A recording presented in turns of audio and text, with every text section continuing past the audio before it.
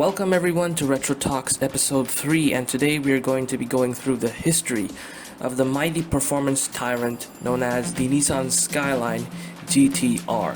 Now, the GT-R has always been very famous in the car industry, especially in the Japanese car industry, to be honest, and in JDM culture, in movies, in everywhere, you might have seen a GT-R, or you might have grown up seeing a GT-R in movies, in television.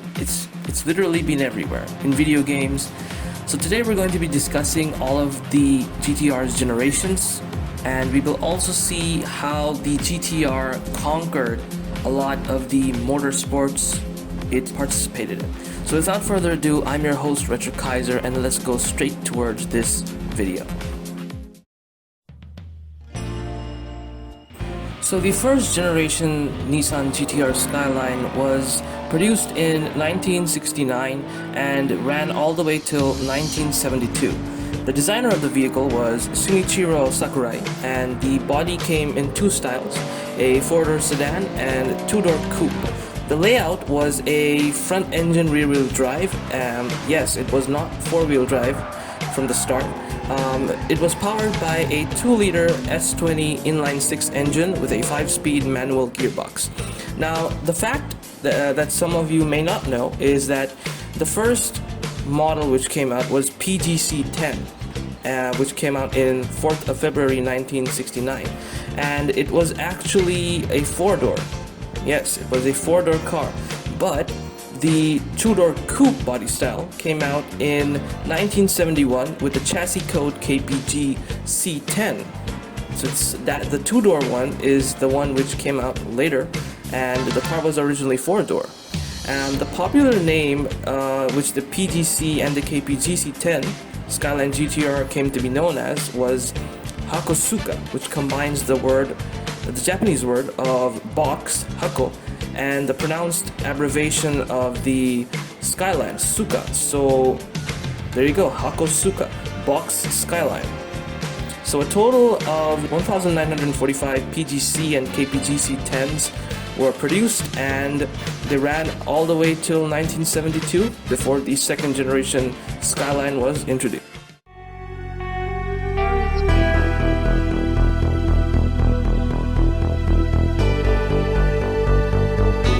So the second generation of the Nissan Skyline GT-R came out in 1973 and was known as the KPGC 110. It was designed by the same man who designed the first generation Skyline, Shinichiro Sakurai. It was a two-door coupe, and it had the same layout as the previous model, a front-engine rear-wheel drive. And it came with the same engine, the 2-liter S20 inline-6 engine with a 5-speed manual gearbox, and it also made the same power and torque as the previous model. Now, the KPGC 10 or the 2000 GT-R or the Kenmeri GT-R, as I will cover why it's called the Kenmeri further down, was unfortunately the tragic Skyline. Now, I'm calling it the tragic Skyline because when it was introduced in 1973, unfortunately, during that time, the gasoline crisis hit in the early 1970s, and sport cars, muscle cars, everything all over the planet just got, put aside because people were looking for mileage-giving, cheap cars, not the sport gas-guzzling sport cars, which people enjoyed so much. So due to that reason, the Skyline KPGC 110 was unfortunately not as popular as the other Skylines because at that time no one wanted to buy it, and a mere 197 KPGC 110s were produced by Nissan in the 1970s. To be honest, it still is quite famous as a cult classic among all JDM fans. Now, the car was called Kenmeri Skyline due to a popular advertisement in the 70s featuring a young couple, Ken and Mary, who were enjoying the Hokkaido countryside in the GT-R. And to be honest, everyone thinks that after, like most people, not everyone, think that right after the Hakosuka, the R32 came out. No. First, the KPGC 110 came out. Then to this, the R32 was introduced. So yes, this will always be remembered as a cult classic, and it will never be forgotten by true JDM fans.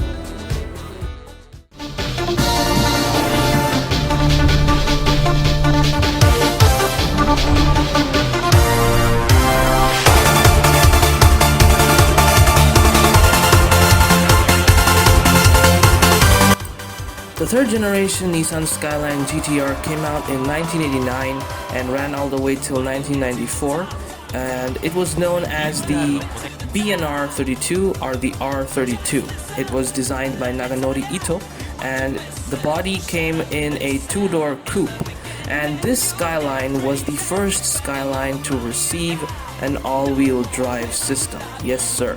The front engine all-wheel drive layout was first introduced with the R32.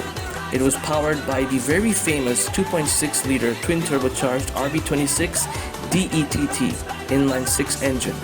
It came with a 5-speed manual transmission, and the R32 was very popular at the time, because at the time the GT-R name was revived when the R32 was introduced, because after discontinuing the Skyline GT-R Kenmeri in 1973, after so many years in 1989, the GT-R badge was revived.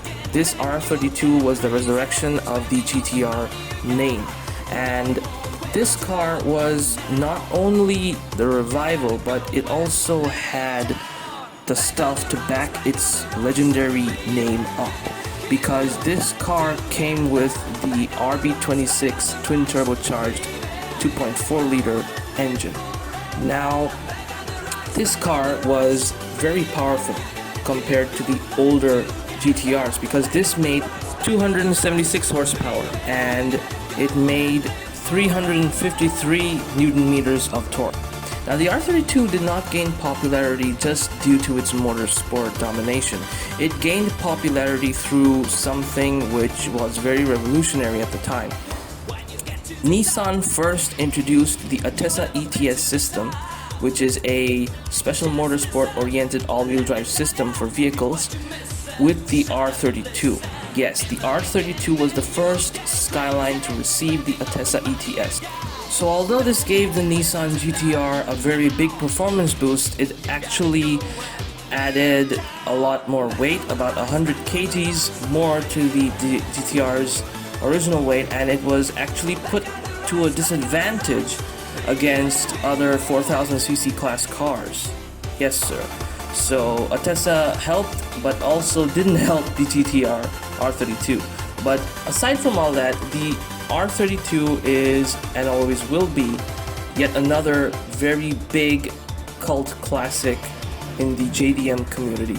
And the R32 will always be the car which Nakazato crashed in the initial D. So yes, the R32 is quite the famous GT-R.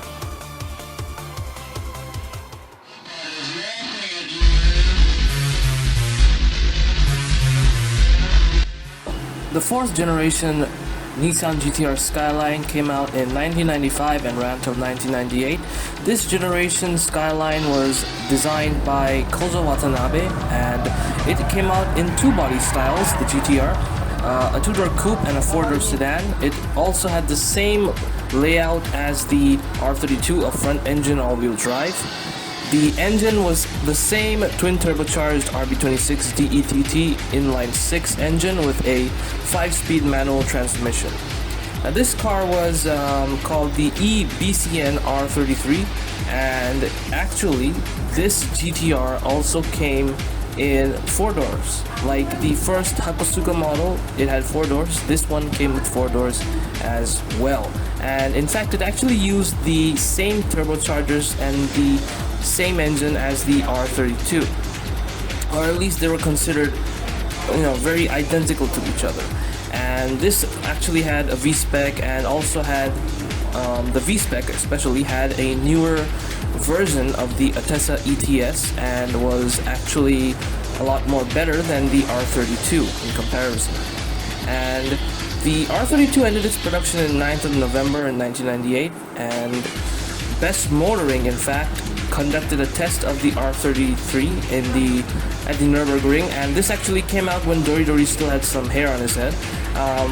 And the car, driven by Motoharu Kurosawa, did a 8:01 minutes lap around the track, and at the time it was the fastest road legal series production car and second fastest road legal production car around the track. And yeah, the R33 was yet another staple of performance and versatility, and was a pretty good successor to the R32.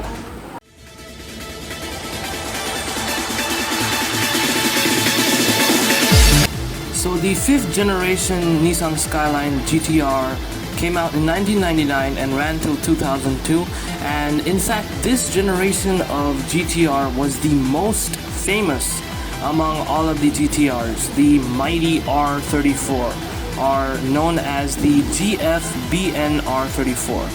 Now this GT-R was by far the most influential GT-R, and still this day is the most sought after and most popular GT-R. This came out when Max Orito had lots of hair and Doridori was losing his hair, so yeah, you can imagine. So not only did this car dominate in motorsports, in street racing, it also dominated a big part in the movie scene, because car enthusiasts love car movies. Too Fast, Too Furious came out. It had the GT-R. Brian O'Connor, Paul Walker's character, rest in peace Paul Walker, his character drove a silver-colored GT-R 34 that made it popular. In Fast and Furious, Brian O'Connor drove a blue-colored GT-R R34, which made it even more popular, and Best Motoring also made it more popular as it broke the previous record of the Nürburgring that the R33 had set a long time ago. So this car was also designed by Kozo Watanabe, and the body style was two-door coupe. It had the same layout, front engine, all-wheel drive, and the car had a 2.6-liter twin-turbocharged RB26 DETT inline 6 like the other previous cars. However, the car had a few very performance-oriented and very popular variants, notably the V-Spec NUR and the Z-Tune. And the Z-Tune actually got a 2.8-liter twin-turbocharged RB28 DETT i6 inline 6, because the Z-Tune was and still is pretty rare and was very, very, very powerful, because the RB28 engine that the Z-Tune had pushed out 493 horsepower and had 540 Newton meters of torque. So you can imagine how powerful the Z-Tune actually was.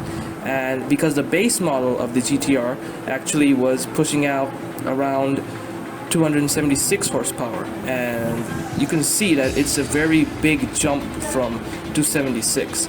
And this R34 also received a newer version of the Atessa ETS, and it was a very popular, and it still is a very popular JDM car, and it will always be a legend for years to come, because this car is absolutely legendary, and this is even my favorite generation of the GT-R legacy.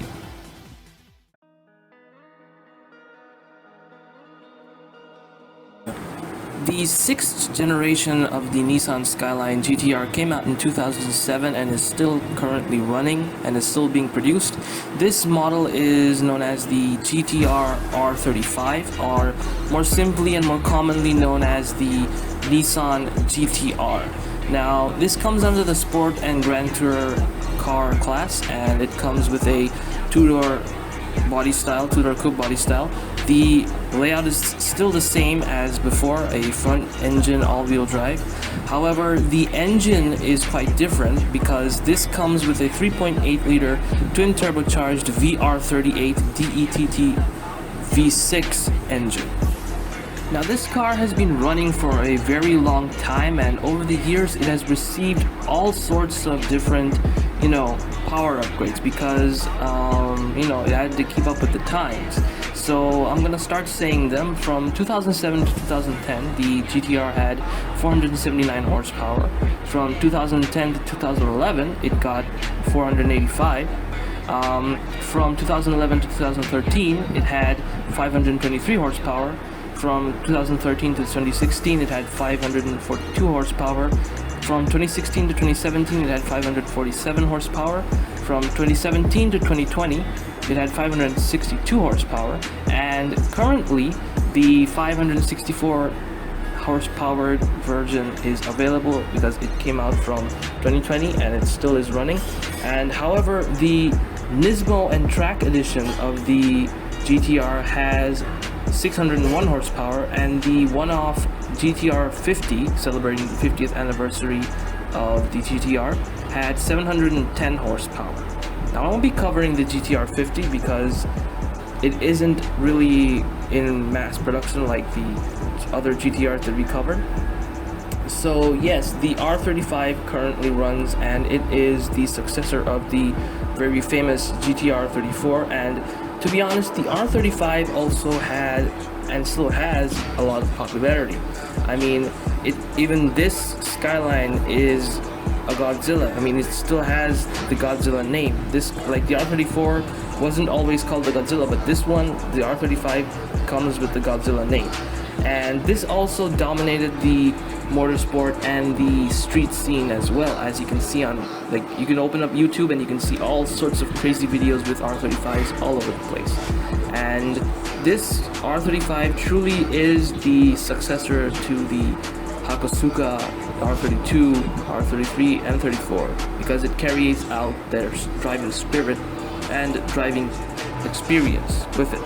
And however, a lot of people thought that the 2021 version of the car would be different, but it came out as a Nismo, the current car. A few days ago, Nissan released a video introducing the new Nismo GT-R 35 2021 edition.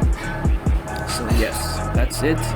And that pretty much sums up the history of the GT-R. Now if you guys want, I can make a motorsport video separately in the future of how the GT-R performed in motorsports.